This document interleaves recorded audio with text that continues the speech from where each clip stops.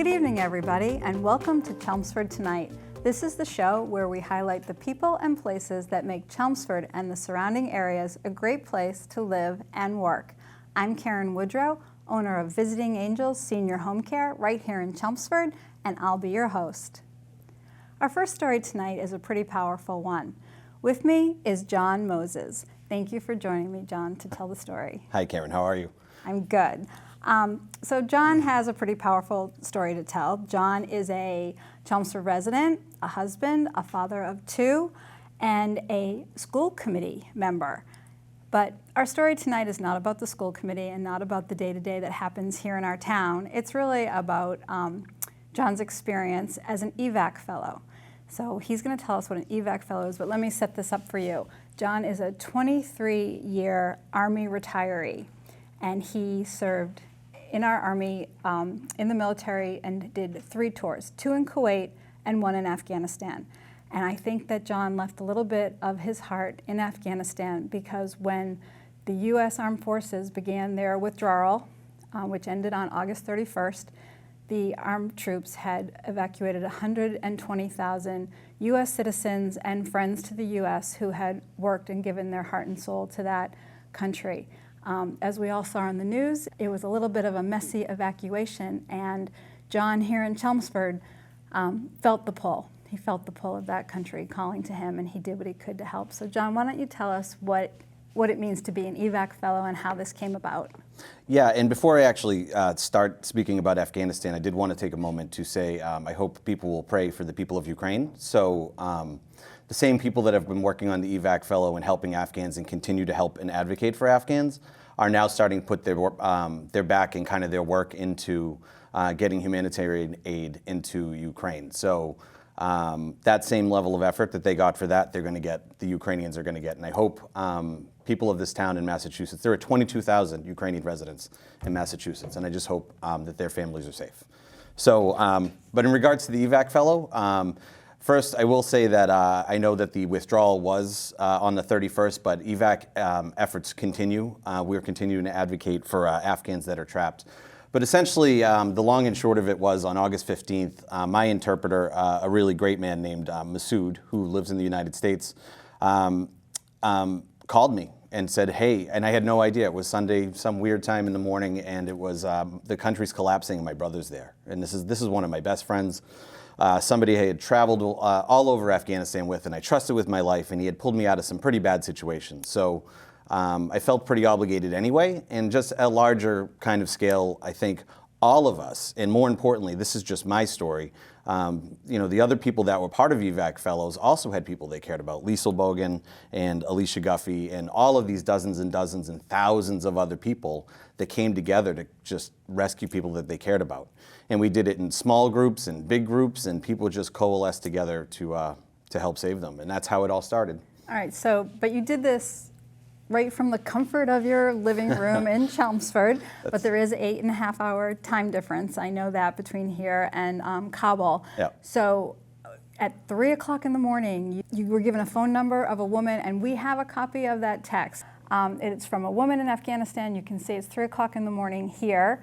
While all our other school committee members and the rest of Chelmsford are asleep, you are on the phone texting with this woman who is stranded in Kabul. Mm-hmm. And I have to tell you, John, I cried reading this text. I could really feel her fear and her desperation reaching out to you. I mean, her last text in this shot is, "Mr. Moses, please help me." And it's just striking how badly people needed your help. So yeah. What was going on with this text message? Yeah, so and just to give you, I think it'd be good to zoom in on one person. So this is a woman named Zari, and so she, this was, even just looking at that text, it was a long, just a long journey to even get to that text. So even prior to that, she had been, when I found her, so first of all, I want to say the man that called me, he called me at like 2:30 in the morning, several days before this.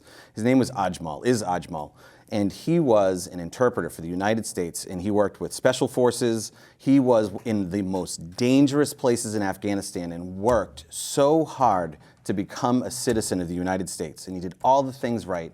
And his wife went to Afghanistan with a green card and couldn't come home because the country collapsed around her, and her mother later passed away. So when I found her, when he called me, and I didn't know any of this, all I knew was his name and her name, and she called me, and she had been beaten up at a gate. It's called the Ministry of Interior, a building which I had been in. She had been turned away from a gate by a bunch of United States Marines because they weren't letting green cards in.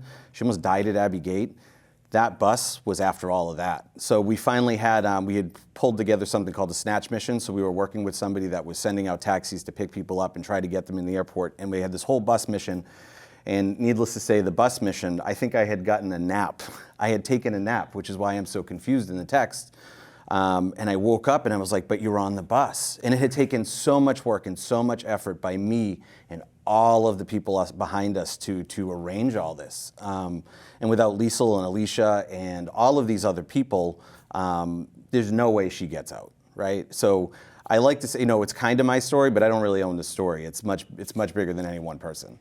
So you were able to give her directions on how to finally get to where she could be safe and brought home to the United States. Yeah. And I think you described the situation with you here in Chelmsford, in your house, and being with people on the phone in Afghanistan as being very abstract. And we have another, I think it's a screenshot of how you were giving people directions.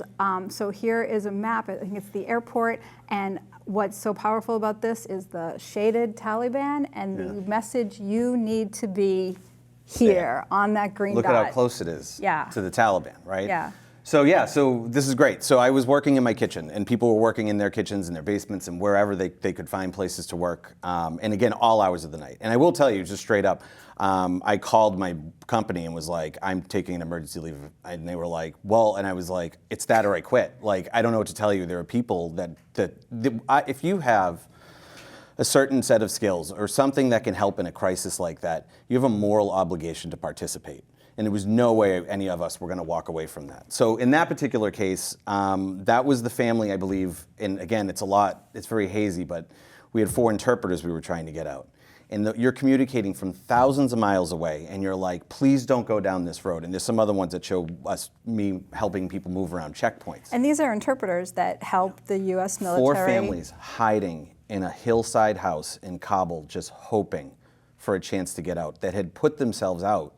I mean, they have biometrics. The Taliban picked up biometrics. They could find people. I have people in Kabul right now that just can't get out because they can't get a passport, because the second you scan. I have a guy that's a 14-year interpreter. He's got 2 American babies. They can't get out. Wow.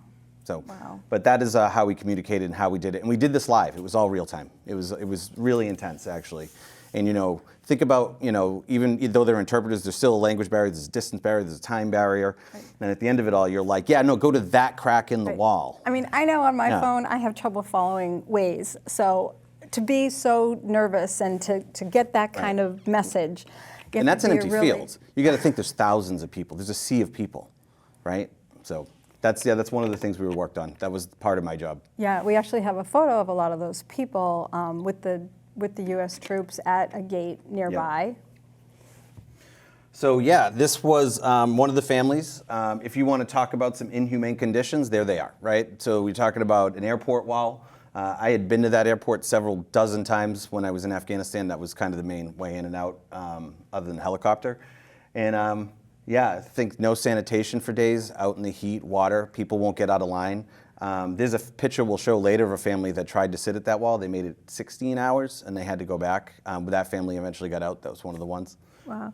So we have a picture of you with some kids that were able to get out. And this is a really joyful picture. Yeah, look at those kids. These kids now have a future thanks to you and your colleagues. And not me. It's everybody. Everybody. Okay. So, but tell me what you said about these girls in particular in the photo. They deserve a life without the Taliban, right? These are little girls. They don't deserve whatever's coming next, and they didn't deserve it then. And we fought so hard for those kids.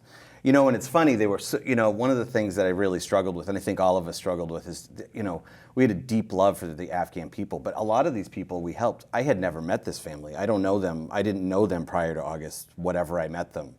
But we were all immediately like, these are our families. Right. And so to meet them, and they're still abstract. I've never shaken a hand, and then to have a can't.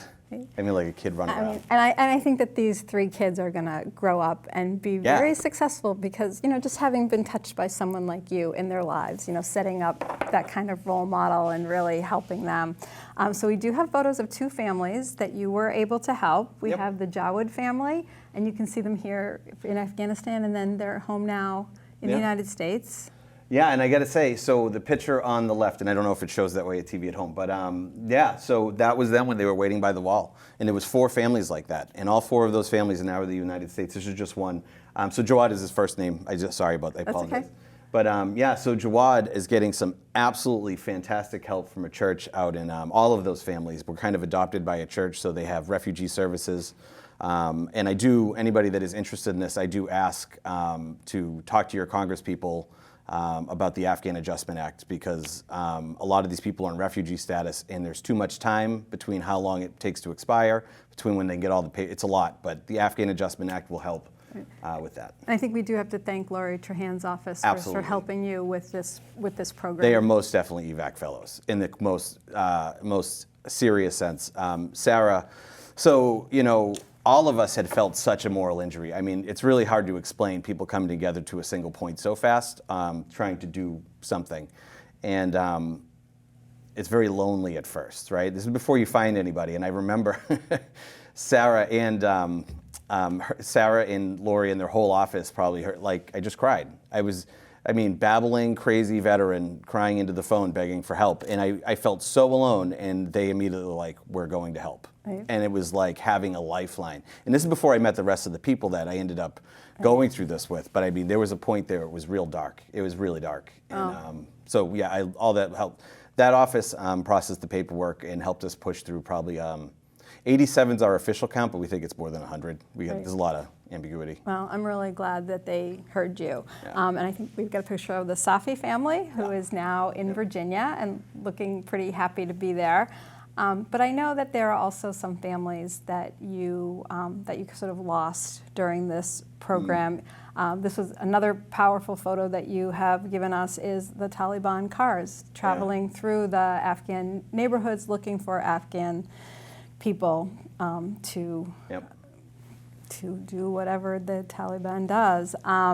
And you said that they sent you this, the family sent you this photo, they were helping you be the eyes on the ground, and they've gone dark, and hopefully that you will hear from them again. John, I want to thank you so much for your service. I want to thank you for your post-service service here in Chelmsford and helping these people, and I really want to thank you for living up to your name. You're a true Moses, bringing people to freedom. And I didn't want to cry during this segment, but I think I've just reached my breaking point. Thank you. Thank you so much. We'll be back after this break.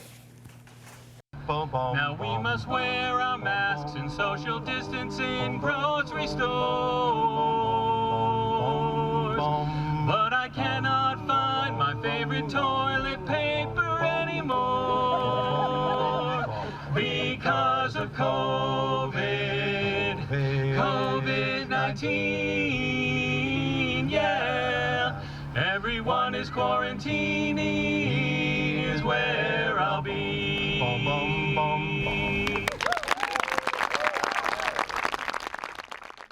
That was the Gentlemen Songsters, an a cappella group performing last summer on Sunny Meadow Farms. Sunny Meadow Farms is part of the Chelmsford Open Spaces Stewardship, and that program is brought to you by my next guest and his wife, Phil Stanwhite. Welcome to the show, Phil. Good afternoon, evening. Yes, Sunny Meadow Farm, it's not plural. It's owned by the town of Chelmsford, and it is a farm that was saved by the residents by buying it, and it remains an active farm. The town owns 3 farms, and all 3 farms are active right now and growing produce. And 1/3 of it is open for the public for events, and it's like an open space. 1/3 of it is community gardens and farmers, and there's 9 different farmers on the site. Oh, that Sunny sounds like Meadow. a great place. So why don't you tell us a little bit about the Chelmsford Open Spaces Stewardship and how it started, and then what it is today. We started November 5th, 2005. And when I came to town, I moved in shortly before that, I went to go walk some of these open spaces. And I walked the lime quarry, and it was a pit. It was full of trash and all types of junk. And when I got out of the lime quarry, got in my car and drove down the road, I was pulled over immediately by the police, and they Are you said, trespassing? "What were you doing in the lime quarry? We know what goes on in there." Oh, The reputation was so bad. So I went to the Board of Selectmen and said, "Can I clean your trails and rejuvenate this site for free?" Well, it took about 3 or 4 months, and they were trying to figure out what's the angle. And I just wanted a safe place to walk and not be pulled over. And so we started with 4 of us on the day with the first work party. And we cleaned that site, and then we were given Crooked Springs and so on and so on. So we've been on about 22 sites we've renovated in one form or another around the town with no town funds. All we raise it ourselves. wow, that's amazing. So you've really turned a lot of, you said 22 spaces in Chelmsford that are now open spaces for the public to enjoy and farmers to do some farming and sell their produce. And I think today we're going to focus a little bit on Sunny Meadow Farm, which you have dubbed the new town common. It pretty much is. It's the I would call it the crown of our open space in town because it has so many functions. The 1/3 that's open to the public, we have gardens, we have rolling fields, we have picnic tables, and when people want to run an event or they give me a call and say, "I'd like to do this," I say, "How can we make it happen?" And they said, So- "What's the paperwork?" And I said, "We don't have any." That's perfect. So can we expect more performances like the Gentlemen Songsters coming up this summer? Do you schedule these events? Do you help instigate them, or does someone have to come to you? Oh, we instigate so much in this town. They will tell you. Yeah, we just. My wife actually came up with the idea of a summer series, and it's a no frills event, and that's what the stewardship does. We could do big fancy events, but we like to say our events are duct tape and chewing gum. Right. No, I love that. Everyone brought their own lawn chair, Yep. and they sat down and just enjoyed the performance. It's a very simple thing. We have a couple sound systems, and we have generators, and we're actually going to have lights now. And the deal is we pay these people a stipend, $50, which is, I don't think that'll pay the gas to get there anymore. I would sing for free. And the deal is it runs for 45 minutes. You come, you bring a picnic basket, you bring a chair, you sit in that, and then the band passes the hat, and all the money goes to the band. Oh, that's So really that kind of nice. makes it up. And we were going to do 6, and we did 8 this last year, and it's been such a huge success. Oh, that's great. And where can we find a schedule? You will find a schedule to be posted online on Chelmsford News and, of course, the Chelmsford Open Space Stewardship Facebook page, which is a hub of activity. Our theory is you can easily have the same meeting with a shovel or a hammer as you could have sat in a room talking about what you can do when you can actually be doing it. And we can raise as many as 75 to 100 people will show up. One of our big events we had at Sunny Meadow was we built all the fences there. We went to the lumber mill, we bought the lumber, we went and got the 4x4s, and we had various companies put it together. So we had a huge amount of fence. I mean, hundreds and hundreds of feet of fence that needed to be painted. So we figured, how can we get people to paint our fence? So we said, let's. Okay, Tom Sawyer, what was your secret? So we said, well, let's be blatantly obvious and call it Tom Sawyer Day. And the paint stores donated paint and brushes. And when it left, all our fences were painted. Oh, this is great. And So we're having another one this year, too. So people can enjoy the space, enjoy the performances, but they can also really dig in and contribute to the cause. When is your next big day? Any day that ends in a Y, pretty much. Okay. We have multiple farmers starting. They have planting days where you'll see their post and say, how would you like to help the farmer plant, especially in the spring. We have 3 pollinator gardens and a woman who takes care of those, and that's growing native plants for native bees. We have about 1,000 Asian peonies that need to be split. When we split those, people who come and help us split, we give them those, and then others we give to various garden clubs and they sell, and it funds the garden clubs. And when the peonies come in, we leave them there while they're blooming, and then we have people come in and cut them, and they deliver them to seniors, families, and that type of stuff. Oh, I will have to talk to you about that and The delivering. peonies to are absolutely gorgeous. delivering to seniors. That's my area. We'll see what we can do. But we found that out when a family that grew peonies, And they moved back to China, and these are gorgeous. They've been growing them for 20 years. The new family moved in, and they wanted to play soccer. And in the spring, about 2,000 peonies came up, and they gave us, they said, we have 3 weeks, we're going to bulldoze all these, Wow. put a lawn in. And they called me up and said, do you think you can build a garden and move 2,000 peonies in 3 weekends? I said, sure. Wow, that's great. That's great. So I hope the family is enjoying their do. soccer field and we all get to enjoy their peonies. That's so nice. So speaking of gardening, we have a video of some of the community farm members working at the farm. So why don't you tell us what's going on here? We have 3 community gardens there, Garden A, Garden B, and Garden C. We also have another large one in North Chelmsford. That's our other farm. And the deal is for $50 a year, you get a 15 by 30 plot. And it comes with water, it's maintained on a stunning site, and the stewardship does all the infrastructure to support it. And everyone who comes is always amazed at how we do it. This is one of our farmers. We have 9 small farmers in town. They actually run a CSA. And we help and support the farmers because farmers can't survive without it. We rebuilt one of their greenhouses last year. We fixed their tractors. I'm learning to drive a tractor, so I might be plowing a couple fields this year for them. Just all this fun. It's just a real fun group. We have, most of them are older.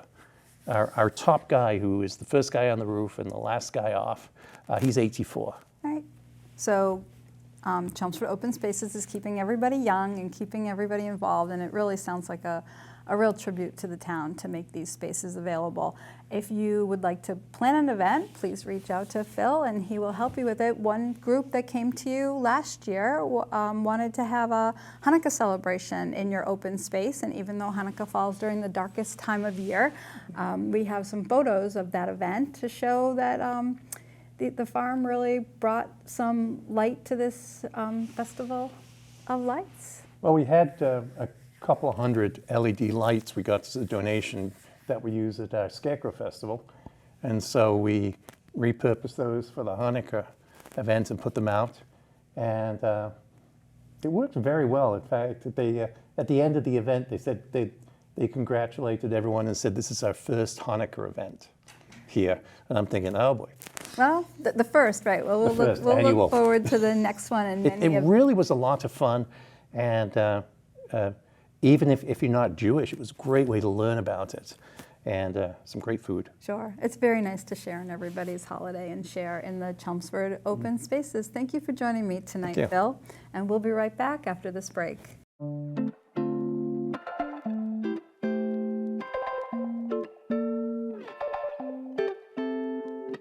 Welcome back.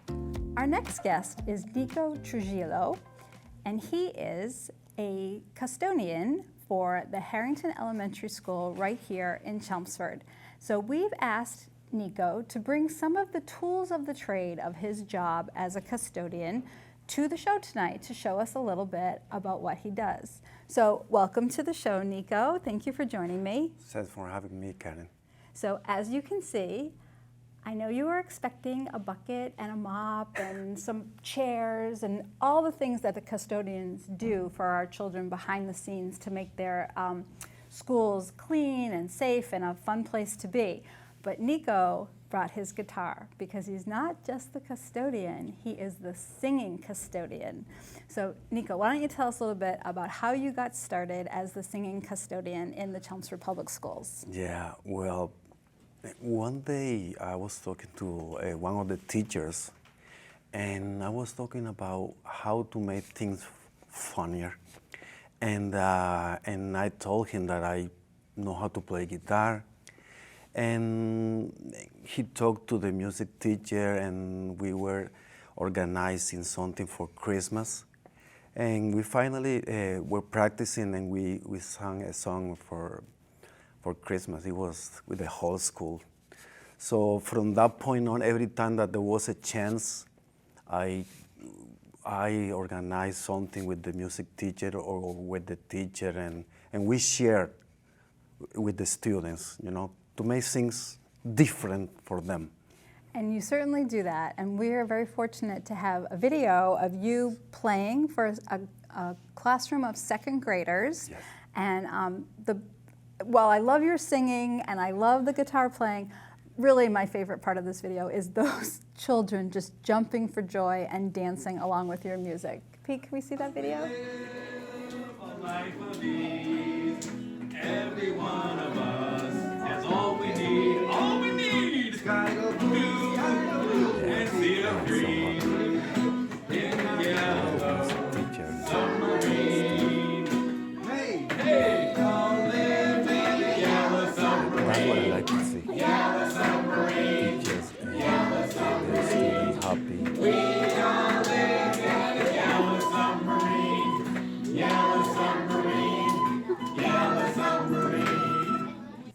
So Nico, how did you feel watching that video? Oh, it's so rewarding because I have always done it in my life. Back in Colombia, where I am originally from, I used to organize concerts in my house, and people brought a gift, and we gave it to the poor. So that is my way of sharing a little bit to the world. So that is basically what I feel. I feel happy because they are happy. So I know that you were a big light for these kids, even when they were not in the schools. I mean, you had the schools to keep clean, but you didn't have all those little kids running through it and having to clean up after them. So I heard that you brought a lot of joy to them when you recorded a video of you singing the song Happy. Yes, and they broadcast it out to the children. Yeah, that was in the middle of the pandemic, by the way. Yeah, so like I say, every time that I have the chance to give something to the community, through the Harrington Elementary, I just do it. Oh, that's great. I feel for all the other custodians in town because I think they're going to add some more bullet points to the job responsibilities, that you must be musical or a juggler or something to bring We all light have to the a children. gift. We all have a gift to share with people, with the world. We do, and thank you for sharing your gift with us and the children at Harrington. We have a special surprise for you. We got a few moments alone with the principal, Principal Rob Aslan. Mr. A. Mr. A. Mr. A. Everyone calls him Mr. A. So we have a little surprise for you. It's a video of him commenting on you, and what I took away from this video is that you are a true positive force for our school system. What can I say about Nico? Nico is the positive force of the school. You know, the challenges of the past couple of years, he's been that positive entity that has really brought lightness into the darkness of what had occurred.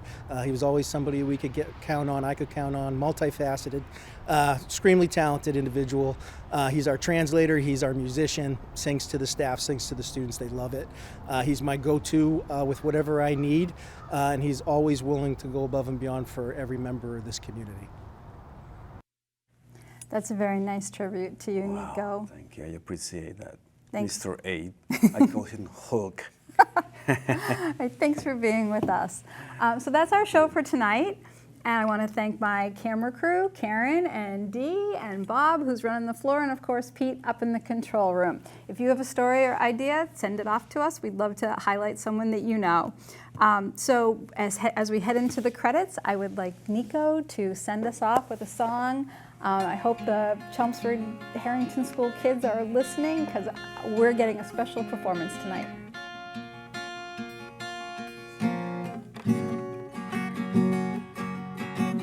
I keep finding voices in my mind that say I'm not enough.